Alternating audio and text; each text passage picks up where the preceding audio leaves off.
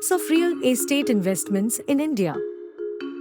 Welcome to the vast landscape of Indian real estate. Spanning residential, commercial, and industrial properties, it's a world of opportunity. Residential properties, including houses and apartments, bring an average 7% return. However, location significantly influences value. Next, commercial properties like offices or shops.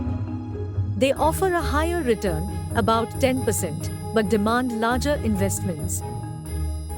Industrial real estate, including warehouse and factories, brings similar returns to commercial, yet risk is higher due to economic volatility.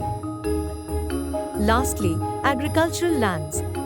Returns vary widely, with risk influenced by nature's unpredictability. Yet, there's another gem: real estate mutual funds. They offer a diversified portfolio of real estate assets, spreading risk while capitalizing on growth.